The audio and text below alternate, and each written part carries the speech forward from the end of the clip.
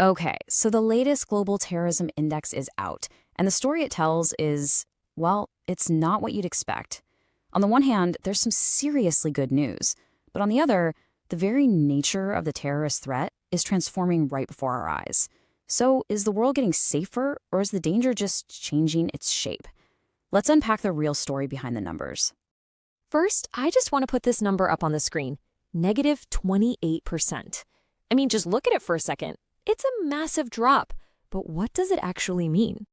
Well, it represents the single biggest piece of good news in this entire report. In just 1 year, deaths from terrorism fell by almost a third, hitting the lowest point we've seen in more than 10 years. And remember, these aren't just statistics. They represent thousands of actual lives saved. Which, of course, leads us to the big question, right? With numbers like these, can we finally say the world is becoming a safer place? Well, as we're about to see, the answer is way more complicated than a simple yes or no. Okay, let's dive into this by first looking at those top-level numbers, the ones that seem so positive. The overall trend is definitely pointing downwards, which is great, but it's really crucial to understand the context here. And this chart really frames that 28% drop perfectly. You can see the peak back in 2015 with nearly 11,000 deaths. Now compare that to last year's number, around 5,600. The improvement is undeniable. It's a really significant positive trend. But, and this is a really big but, the story doesn't end there. Because while the total number of deaths has gone down, the threat hasn't vanished. Not at all. It's just concentrated, becoming way more intense in very specific parts of the world. And this slide just illustrates that geographical shift brilliantly. It's like a tale of two different worlds. On one side, you've got the Middle East and North Africa, where terrorism deaths have absolutely plummeted. We're talking 95% over the last decade. Incredible. But then you have the Sahel region in sub-Saharan Africa, which now accounts for over half of all terrorism deaths worldwide. This map from the report makes it crystal clear. You see those red hotspots? The problem is no longer this widely dispersed global issue. It is intensely focused in a handful of key areas. And if you look at the data, the Sahel is now, without a doubt, the new epicenter of this reality. So get this, while the global numbers are improving, the impact has become more severe than ever for just 5 nations. Think about that. They now bear almost 70% of the entire global burden of terrorism deaths. And this year, we saw a major change at the top of that list. For the very first time since this index began, Pakistan has been ranked as the country most impacted by terrorism in the world. It's a huge shift, and it just goes to show how dynamic and fast-moving this global threat really is. Okay, let's move on, because it's not just where terrorism is happening that's changing. The playbook itself, the tactics, the tools, even who they're recruiting, is evolving at a breathtaking pace. 42%. This number represents one of the most alarming trends in the entire report. It's the percentage of all terror-related investigations in the West last year that involved youths and minors. We're talking about kids. And this isn't just a snapshot.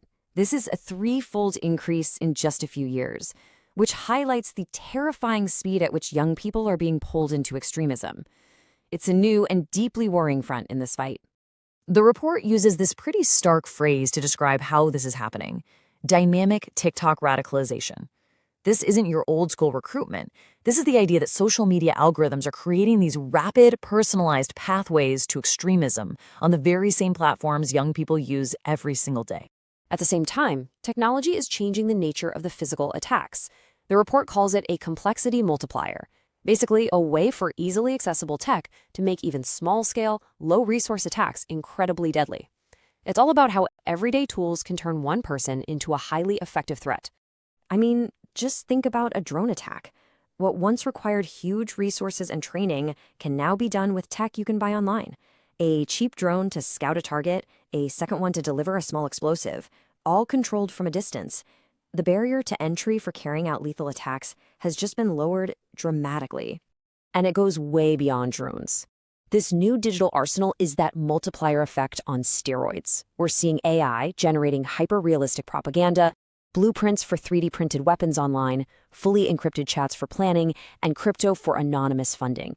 Each one of these tools lowers the cost and risk for attackers while dramatically increasing their potential impact. And here's one last number that reveals another key tactical shift. 64%.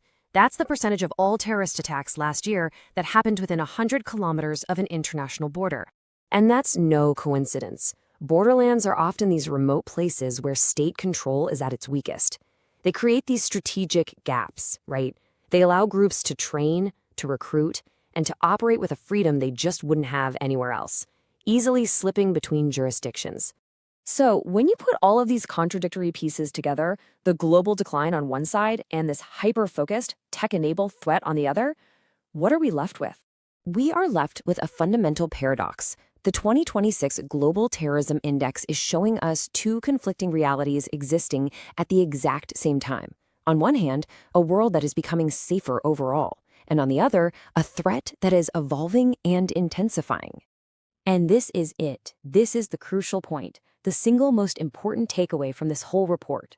Yes, on a global scale, terrorism is decreasing. That's the good news.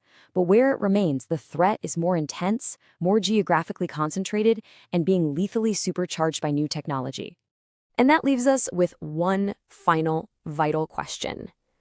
The nature of this threat is clearly no longer what it was a decade ago. It has evolved. The real question is, have our strategies, our focus, and our global response evolved with it?